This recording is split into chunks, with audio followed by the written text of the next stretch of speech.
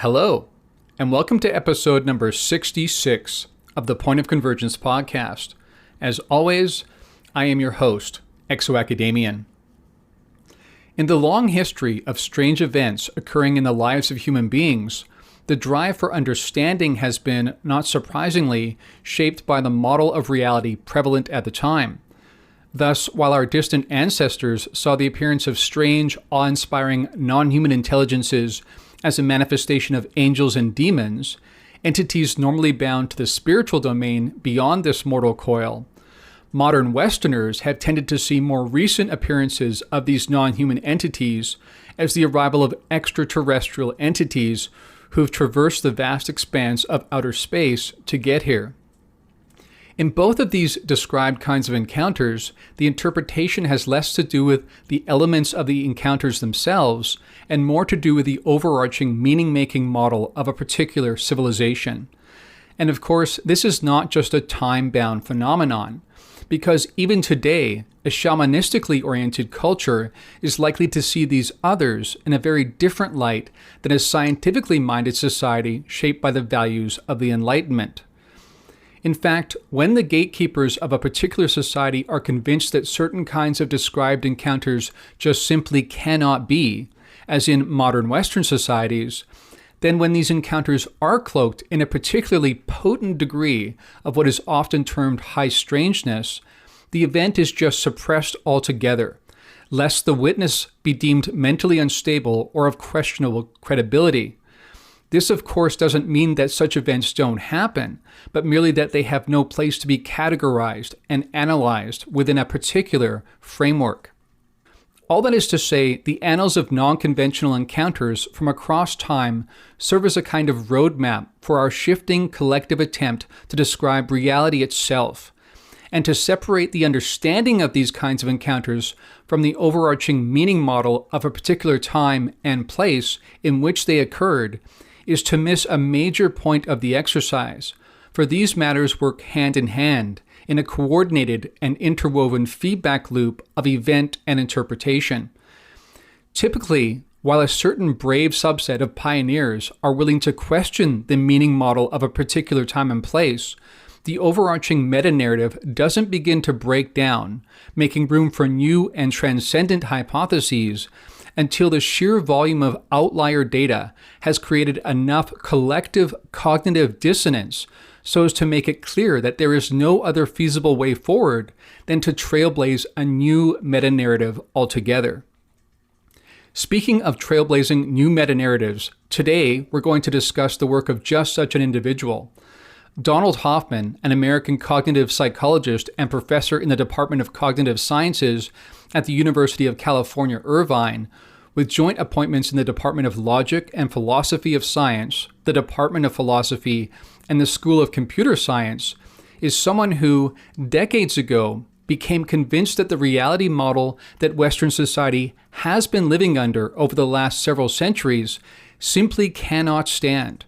From his perspective, and he is one of a growing segment within the scientific establishment, the data arising from diverse fields of study has made it clear that physicalism, the metaphysical view that all mental phenomena are ultimately physical phenomena or necessitated by physical phenomena, is simply incorrect.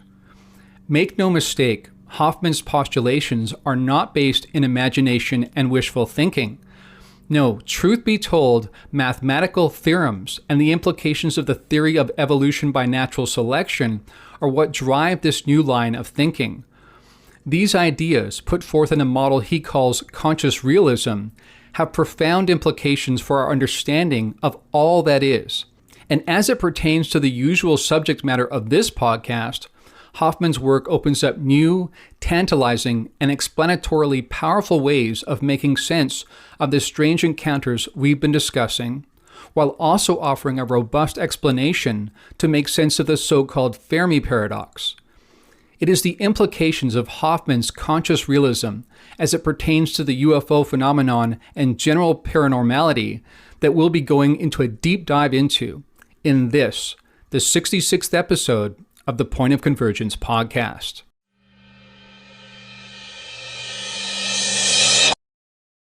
As we begin this week's episode, I would just like to remind us all that when we form hypotheses to make sense of the bizarre array of elements we see on display with the UFO phenomenon, we do so based on some assumptions about the underlying nature of reality.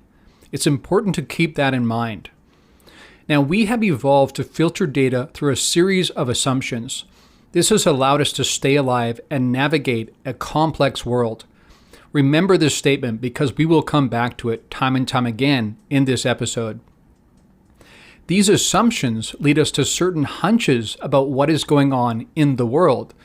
This is also true of what we see with the UFO phenomenon and general paranormality. For instance, when the modern saucer phenomenon took off in the United States in the 1940s, it seemed a logical deduction to many, if not most people in our modern civilization, that since these craft seemed beyond the technological prowess of any nation-state player of the time, they must be therefore the aeronautical property of some spacefaring race that had traveled the vast expanse of the cosmos to visit our dazzling blue pearl of a planet. While this may seem like the obvious conclusion based on the facts at hand, there are actually myriad assumptions in play there, though often those assumptions have been taken as so patently obvious to most of us that we are no longer even conscious of them being in play. These foundational elements of any overarching meaning model are known as axioms. An axiom is a statement or proposition which is regarded as being established, accepted, or self-evidently true. So again, based on our understanding of reality and what represented the final frontier of the time, it made sense that the extraterrestrial hypothesis held sway. Now, as the 20th century rolled on, and our understanding of the cosmos and the underlying nature of reality grew, the options on the table to make sense of the UFO phenomenon likewise expanded.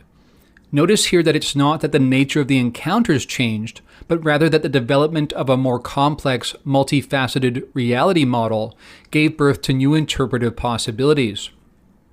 As I've mentioned numerous times on this podcast, it was world-class boots-on-the-ground researchers like Jacques Vallée and John Keel who first postulated these new possibilities. Why did they do this? What evidence led them simultaneously away from the extraterrestrial hypothesis and towards notions like the interdimensional hypothesis?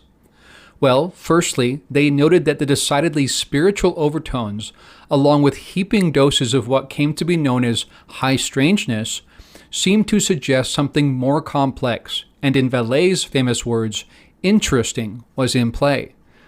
In Vallée's case, when he took the time to take the so-called 30,000-foot view, stepping back from our immediate context in the midst of a middle 20th century space race between the world's superpowers, he noted remarkable overlap between elements of historical fairy lore and even deep religious mythos and the modern UFO phenomenon.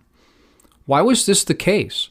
On first blush, it seems preposterous to assume that goblins and the little people of fairy lore would have anything in common with aliens arriving from Andromeda and other far-flung cosmic locales. Not to mention, most modern, scientifically minded folk assumed alien life was almost a certainty, while notions like the Fae of distant human lore were rooted firmly in make-believe, a vestige of those poor primitive folk of ancient history who knew nothing of gravity, a spherical Earth, and the trustworthiness of the scientific method. Vallée put these assumptions aside for a moment and asked a deeper, more probing question, as he has been prone to do throughout his career, now stretching across many decades. Disregarding our modern assumptive filters regarding what can be, why was it that 20th and 21st century scientifically minded, well-educated, otherwise normal and thoroughly credible people were having encounters with seemingly non-human entities that involves so many of the same elements we find documented in interactions with the Fae of distant human lore?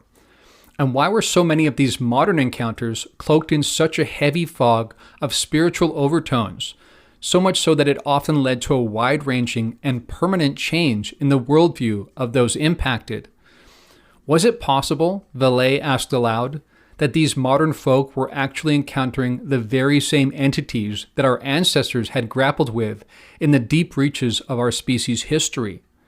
And was it possible that the more superficial differences between modern and ancient encounters had more to do with our assumptions, which led to different interpretations of said events, than real substantive differences in the encounters themselves? Alternatively, was it possible that the seeming perceptual control that these non-human others wielded over human beings allowed for them to manifest differently to fit with our underlying and shifting expectations, so as to shield them from a more penetrating and objective analysis? Furthermore, was it possible that a notion such as objective analysis simply didn't apply in such encounters? That the very nature of these paranormal events ensured a strange mixture of contemporary mythos and underlying reality ended up coloring the experiences at their very root? These were the questions that researchers like Vallée and Keel, forerunners in the field of paranormal and ufological analysis, were asking. They asked outside-the-box, unconventional questions because from their informed point of view, the very nature of these encounters themselves demanded that they do so. The overlapping fields of ufology and paranormal research are indebted to them as a result because they took us in new and fruitful directions. That said, we would be doing a disservice to these pioneering researchers if we were to stop where they did. That is to say, if new data emerges that points in even more bizarre and unconventional directions, we should take up the charge, boldly going wherever the evidence leads. From my point of view, when I reflect on the hypotheses that have been postulated thus far to make sense of the UFO phenomenon, while all of them may very well be in play to some degree or another, there is a new line of evidence that has emerged since the trailblazing days of Vallée and Keel that points in exactly the kind of new and mind-bending direction I just referenced. And it's that evidence and the implications it brings to the table, if indeed it is accurate, that I want to discuss today. As I've often said on this podcast, the shocking nature of the encounters people have been having with a variety of apparently non-human others over time ultimately and inevitably leads to a reframing of our very model of reality. That's what's in play. Full stop. If these encounters are real, and that's a loaded term if ever there was one, and we'll get to that, but if these encounters are real, and I believe evidence suggests they are, then our current model of reality needs not just some tweaking, but an entire rewrite from the ground up, as it were. And speaking of these questions around the very nature of reality, here's a question we should begin with. How do we know that what we define as real really is so? How do we know we're not simply deluding ourselves, like we would argue our ancestors were doing so much of the time when they, from our point of view, merely made up stories to feel more secure amidst an array of frightening and unpredictable events? Enter Donald Hoffman, a man of our times, who is here to question virtually everything we've come to so concretely believe is trustworthy in teaching us about the actual underlying nature of reality. To be sure, the questions that Hoffman's work ends up opening up make Vallée and Keel's postulations seem, comparatively, rather timid and tame. In the same way that new physics led to notions like a multiverse, and hence to the interdimensional hypothesis, and Einsteinian space-time laid the theoretical groundwork for the future human hypothesis, Hoffman's work is opening new doors of possibility as well. In particular, Hoffman's work is suggesting that consciousness, rather than matter and energy, may be the substrate of all that is, and that what is central to that reality are the interactions of what he calls conscious agents, in an overarching model he calls conscious realism. But there's a lot to unpack, so let's take this one step at a time. Now, the book we'll be discussing today is Hoffman's book, The Case Against Reality: Why Evolution Hid the Truth from Our Eyes. I highly recommend this book as much as I can recommend a book. I think it has startling implications, not just for our understanding of reality, but of course as well for our understanding of what's going on with the UFO phenomenon and general paranormality. This is the central question, as described in the publisher's description of Hoffman's book. Quote, "Can we trust our senses to tell us the truth?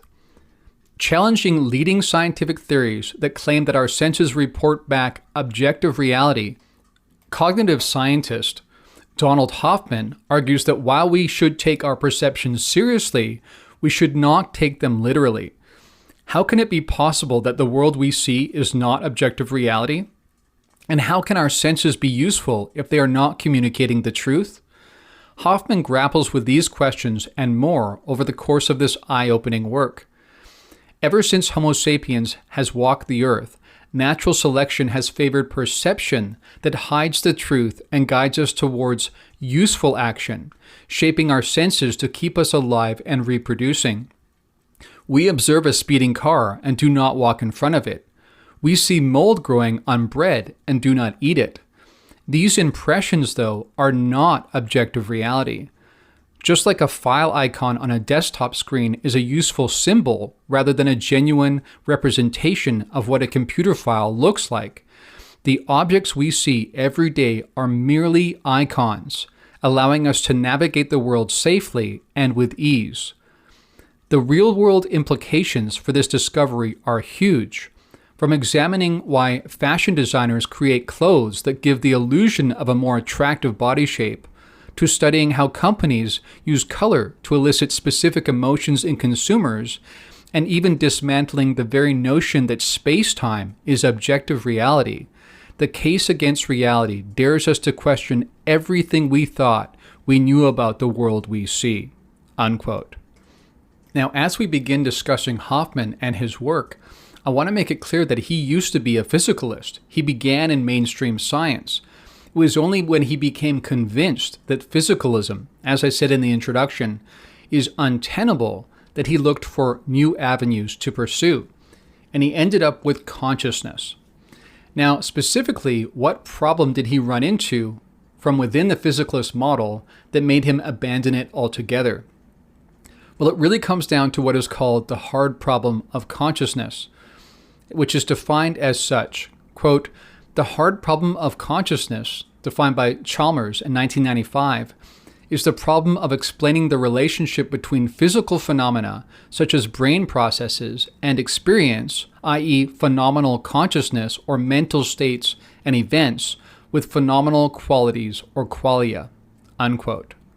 Now, for a long time, physicalists assumed that eventually we would learn more about the brain and explain how this lump of matter inside of our skull could actually generate consciousness, could generate feeling, and the like.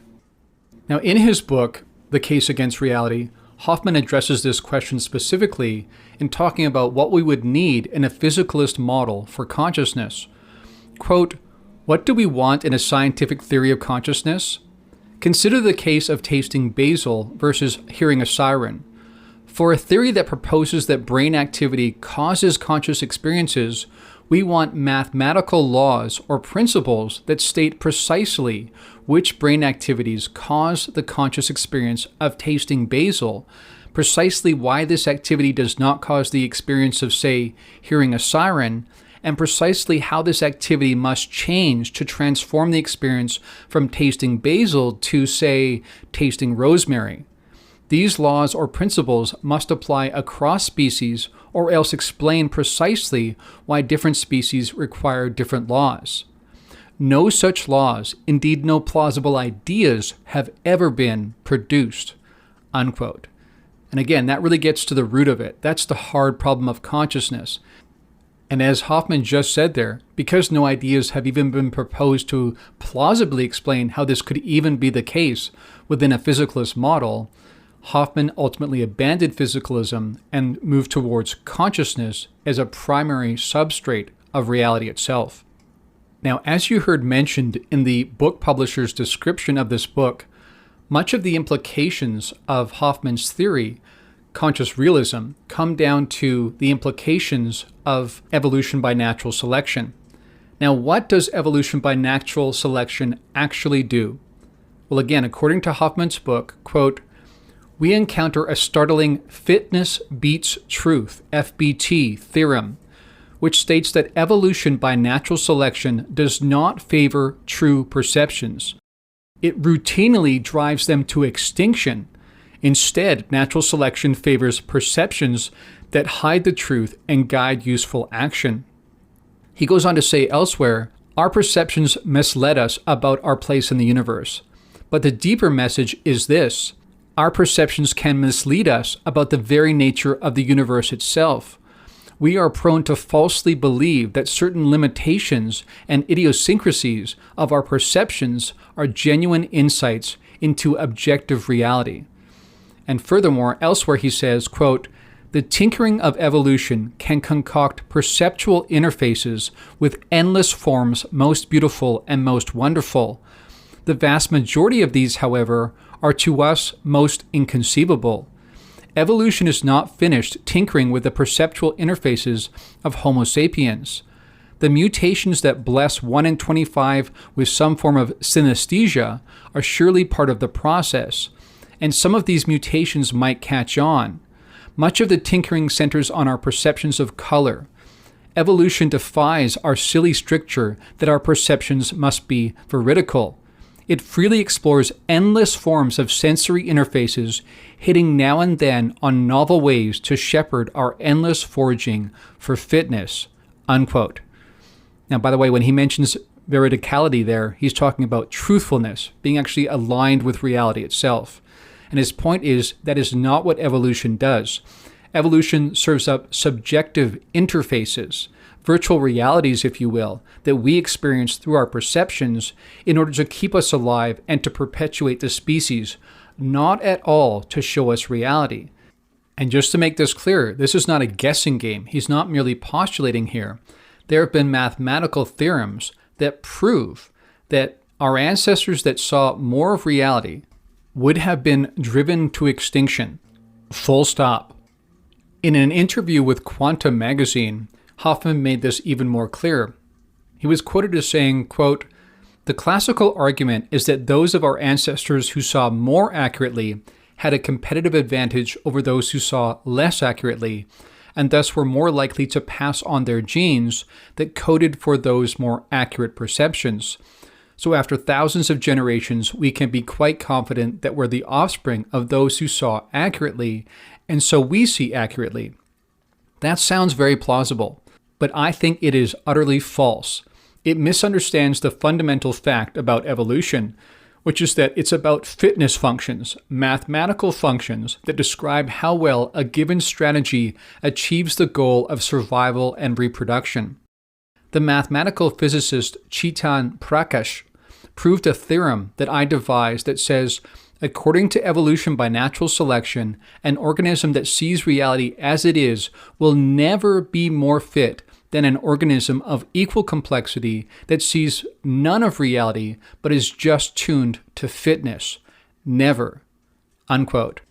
And in that same magazine interview, Hoffman brings up his famous desktop interface metaphor, where he says, quote, there's a metaphor that's only been available to us in the past 30 or 40 years, and that's the desktop interface. Suppose there's a blue rectangular icon on the lower right corner of your computer's desktop. Does that mean that the file itself is blue and rectangular and lives in the lower right corner of your computer? Of course not. But those are the only things that can be asserted about anything on the desktop. It has color, position, and shape. Those are the only categories available to you, and yet none of them are true about the file itself or anything in the computer. They couldn't possibly be true. That's an interesting thing. You could not form a true description of the innards of the computer if your entire view of reality was confined to the desktop. And yet the desktop is useful. That blue rectangular icon guides my behavior, and it hides a complex reality that I don't need to know. That's the key idea. Evolution has shaped us with perceptions that allow us to survive. They guide adaptive behaviors, but part of that involves hiding from us the stuff we don't need to know. And that's pretty much all of reality, whatever reality might be.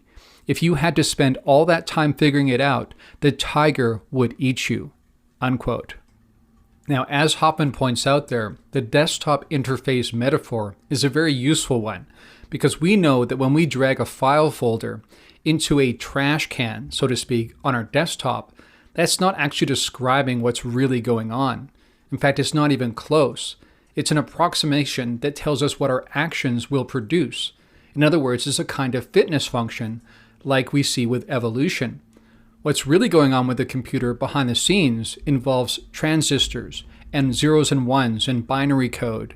And of course, that's nothing like what we see with the desktop interface. It is related, but only in a very abstracted kind of way. Now again, I understand that this is hard to wrap our heads around.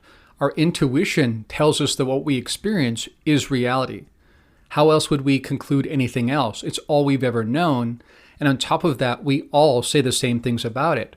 When I look at a tree in a forest, you generally see the same tree, basically. So that gives us confidence that we're seeing something really there, beyond just our perception. But again, what Hoffman's saying is that's not true.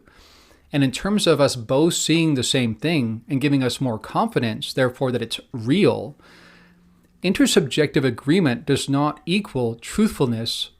Because we are the same species sharing the same interface, we should expect common ground. Our bias and lack of additional context leads us to believe we are experiencing reality as it actually is. But again, getting back to the desktop interface metaphor, that's akin to assuming that if we all use Microsoft Windows to run our computers, that Microsoft Windows is fundamental to computer programming. Of course it's not. It's just a shared software interface. And what a shock one might find when stumbling upon iOS, the Apple desktop interface, which presents the reality of computer experience very differently. So again, think about this desktop interface metaphor, and don't be confused or led astray assuming that just because we all see the same thing generally, that means what we're seeing is real, because we are a single species that arose from the same genetic background. We have been evolved to see reality in a certain way. We share the same paradigm of a conceptual interface, and that's it. It doesn't say anything about objective reality beyond that. Now later on, I'll go into more of the implications for what this means for the UFO phenomenon and general paranormality, the encounters human beings apparently have with non-human others. Of course, what people often ask is, for abduction experiences, for instance, are they actually real, or is it just happening in their so-called consciousness? Is it more like a dream state as opposed to real? But of course, we realize when we think about the implications of what Hoffman is proposing here, that reality itself is not what we think it is. When we say is something real, all we're really saying is it happening in our usual desktop interface kind of environment?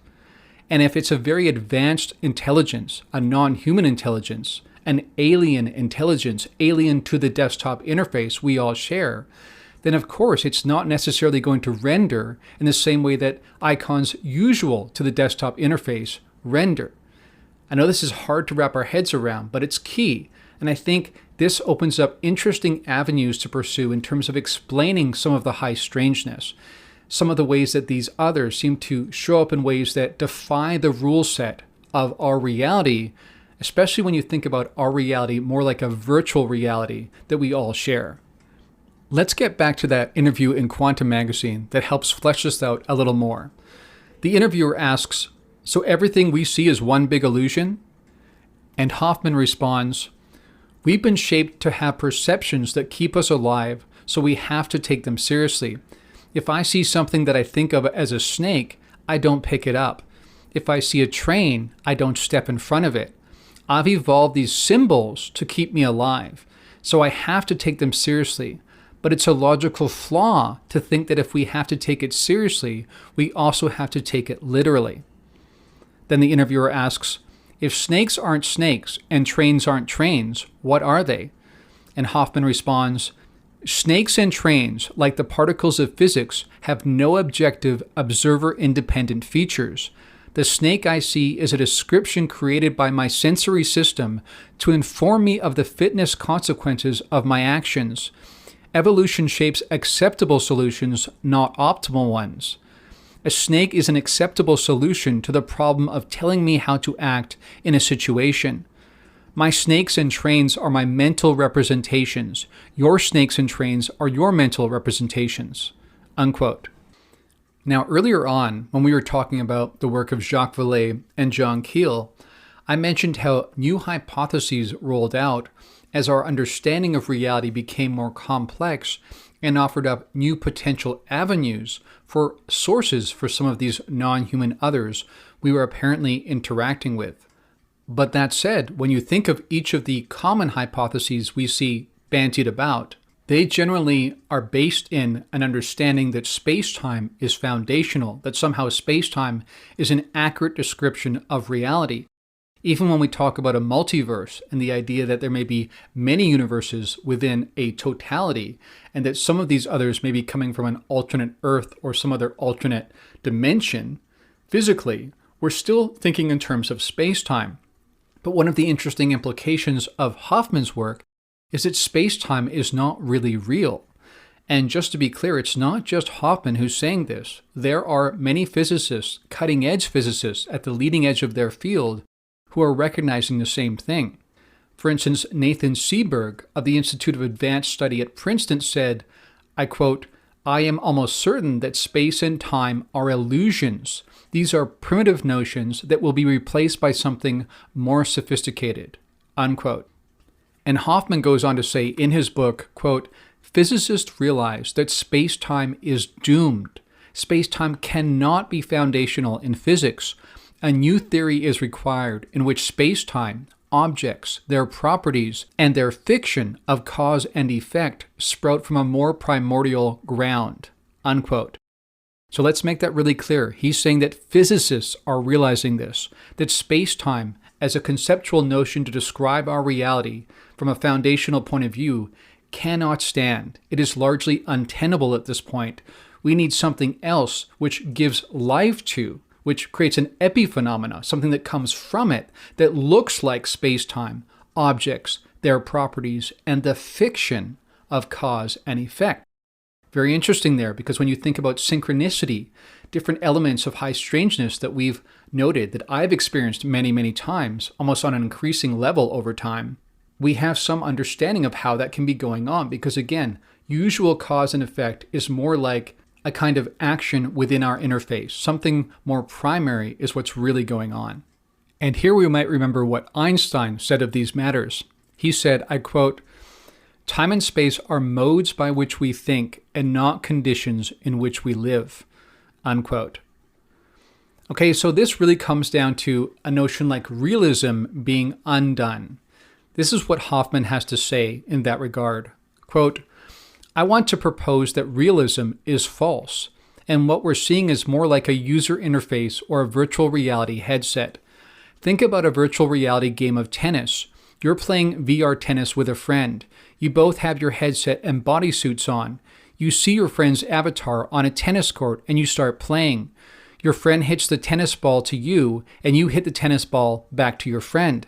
But is your friend seeing exactly the same tennis ball that you're seeing? Well, of course not. There's no public tennis ball. You have some photons being sprayed to your eye by your headset, and those photons are causing your visual system to create your own perception of what you would call a green tennis ball. Your friend has a headset on, which is spraying photons to his eye, and his visual system is creating his own green tennis ball perception. It turns out that both of these perceptions are coordinated by something else, namely a supercomputer that's sending the photons to both headsets, causing both headsets to work in coordination. All the things that we would do to say that objects really exist, even when they're not perceived, hold here in virtual reality.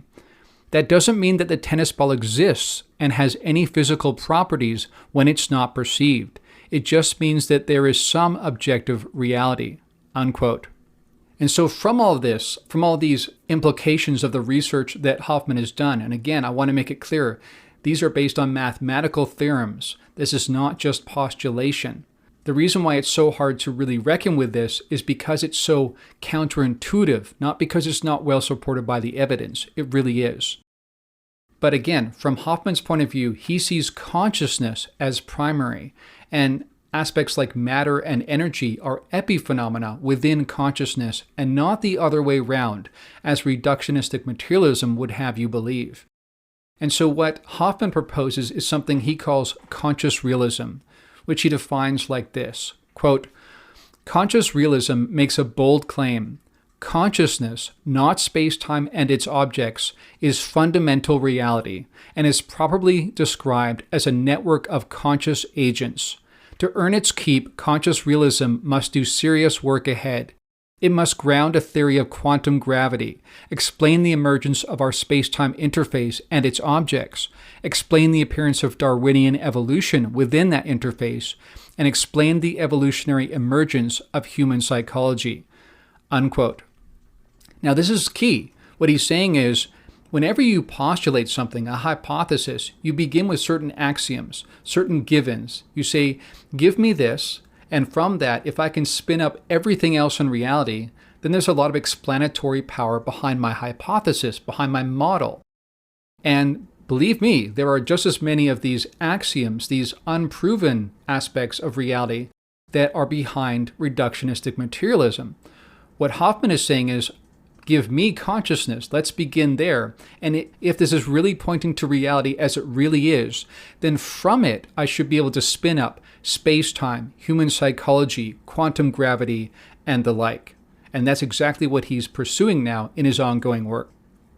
And now I'd like to offer up a few concluding thoughts for your consideration. As I've been saying, this whole notion is certainly counterintuitive. But how could it not be? After all, imagine you were born with a virtual reality headset on and spent your entire life that way, and assume everyone around you from your species had on that same headset or that same kind of headset from a shared interface, referencing the same virtual reality worldscape. Of course, that would seem and feel real, fundamental. How could it not? It's all you and everyone around you that you can communicate with has ever known. That's point number one. Now, point number two, someone might argue that this leans heavily on the evolution by natural selection. That theory holds sway in this model. Now, what Hoffman would say is there probably is something more primary than what looks to us like evolution by natural selection. But nevertheless, that's the way it appears in our desktop interface, and it is pointing like a roadmap towards something that is real, that is fundamental, that is evolving consciousness itself. Thirdly, Hoffman suggests reality as it really is absolutely teeming with life, but that we haven't found it. And this is, of course, described in the Fermi paradox, which says, if the universe is so huge, and if there should be plenty of planets with the environmental conditions that would give birth to life, why haven't we found it? Why haven't we come across spacefaring civilizations or found them with SETI and whatnot? And he's arguing that it's because we're looking in all the wrong places, that the space-time construct itself is part of our interface. And he's saying that actually the outer reality beyond that interface is likely teeming with life. And again, not just because he wishes it to be the case, he thinks this model, again, based on evolution of consciousness and consciousness being primary, would give birth to a myriad number of consciousnesses. But again, we've just been looking in the wrong place. We need to look outside of our construct to find them. Now, do we have any hope of being able to look beyond the confines of our own desktop interface, which is space-time, as we're talking about today? Well, fascinatingly, Hoffman believes, yes, we can. He believes we can develop technology, AI as it were, that allows us to hack out of the construct and therefore make contact with these numerous others, these other intelligences, these aliens beyond the construct that he believes are literally all around us. Now, a fascinating notion to consider is that these others, the aliens we've been interacting with, or at least some of them, may have already arrived at just such technological prowess, and this has allowed them to hack in to our shared virtual reality. If indeed this is about an outside intelligence hacking into our shared virtual reality, our shared desktop interface, which is space-time as we know it, This goes a long way towards potentially explaining much of the very high strangeness that has so long left us perplexed. After all, if what we have long considered objective reality is more like a long-running program, then using that same metaphor, a hyperintelligence could hack that program, producing phenomena that appear startling, bizarre, and sometimes even absurd to those living according to the rule set of that particular virtual reality program. The rule set we live according to, again, has been shaped by evolution. It is not any more ultimately real than the rule set of a video game, and as such, an outside intelligence could hack that system and play by rules that defy and bewilder the expectations of those existing within the system, i.e., us. And on that note, we've come to the close of another edition of the Point of Convergence podcast. If you'd like to support this podcast, you can do so by going to patreon.com/ExoAcademian.